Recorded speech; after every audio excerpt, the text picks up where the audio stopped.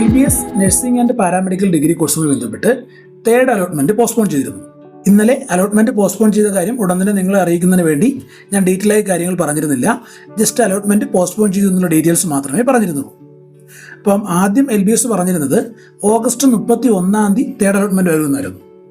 പിന്നെ അത് സെപ്റ്റംബർ 3 മാറ്റി, അതായത് ഇന്നലത്തേക്ക് മാറ്റി. ഇന്നലെ വീണ്ടും നോട്ടിഫിക്കേഷൻ വന്നത് എന്ത് ചെയ്തു, തേർഡ് അലോട്ട്മെന്റ് വീണ്ടും പോസ്റ്റ്പോൺ ചെയ്തു എന്നാണ് വന്നത്. അപ്പോൾ നമ്മൾ മനസ്സിലാക്കേണ്ടത് നഴ്സിംഗ് ആൻഡ് പാരാമെഡിക്കലിന്റെ അഡ്മിഷൻ നടത്താൻ ഗവൺമെന്റ് നിയോഗിച്ചിരിക്കുന്ന ഒരു ഏജൻസി മാത്രമാണ് LBS എന്നുള്ളത്. അതുകൊണ്ട് തന്നെ അഡ്മിഷനിൽ പങ്കെടുക്കുന്ന ഓരോ കോളേജുകളിലെയും സീറ്റുകൾ എത്രയാണ്, അല്ലെങ്കിൽ ഓരോ കോളേജിലും സീറ്റുകൾ എത്ര ബാക്കിയുണ്ട് എന്നുള്ള കാര്യങ്ങളെല്ലാം ഗവൺമെന്റ് എന്ത് ചെയ്യണം, LBSനെ അറിയിക്കണം. അങ്ങനെ ഗവൺമെന്റ് നൽകുന്ന സീറ്റുകളുടെ വേക്കൻസിയുടെ ബേസിലാണ് LBS അലോട്ട്മെന്റുകൾ നടത്തുന്നത്.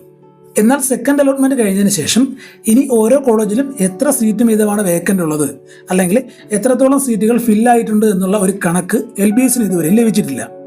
അങ്ങനെ ലഭിക്കാത്തത് കൊണ്ട് തന്നെ ബാക്കി എത്ര സീറ്റ് ഉണ്ട് എന്നറിയാതെ LBSന് തേർഡ് അലോട്ട്മെന്റ് നടത്താൻ കഴിയില്ല.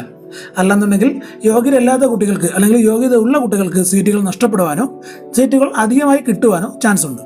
അങ്ങനെ ഒരു പ്രശ്നം ഭാവിയിൽ ഉണ്ടാവാതിരിക്കാനാണ് വ്യക്തമായ ഒരു സീറ്റ് മെട്രിക്സ് അല്ലെങ്കിൽ വ്യക്തമായ സീറ്റിന്റെ ഒരു കണക്ക് കിട്ടാതെ LBS തേർഡ് അലോട്ട്മെന്റ് പബ്ലിഷ് ചെയ്യാത്തത്. പക്ഷേ ഇതൊരിക്കലും LBSന്റെ വിഷയമല്ല. LBSന് സീറ്റ് മെട്രിക്സിന്റെ കണക്ക് കിട്ടാത്തത് കൊണ്ടാണ് എന്ത് ചെയ്യുന്നത്, ഈ ഒരു വിഷയം വരുന്നത്. അതുകൊണ്ട് തന്നെ ഓരോ കോളേജിലെയും വേക്കന്റ് സീറ്റുകൾ എത്ര എന്ന് LBSന് കിട്ടിക്കഴിഞ്ഞാൽ LBS ഉടൻ തന്നെ തേർഡ് അലോട്ട്മെന്റ് പബ്ലിഷ് ചെയ്യുന്നതാണ്. ഉടൻ തന്നെ LBSന്റെ തേർഡ് അലോട്ട്മെന്റ് വരുമെന്നാണ് പ്രതീക്ഷിക്കുന്നത്. LBSന്റെ തേർഡ് അലോട്ട്മെന്റുമായി ബന്ധപ്പെട്ട് പുതിയ ഏതൊരു നോട്ടിഫിക്കേഷൻ വന്നാലും ഉടൻ തന്നെ നിങ്ങളെ വീഡിയോയിലൂടെ അറിയിക്കുന്നതാണ്. പിന്നെ എല്ലാ തവണയും പറയുന്ന പോലെ ചാനൽ സബ്സ്ക്രൈബ് ചെയ്യാനും ലൈക്ക് ചെയ്യാനും മറക്കണ്ട. മറ്റൊരു വീഡിയോയുമായി നമുക്ക് വീണ്ടും കാണാം.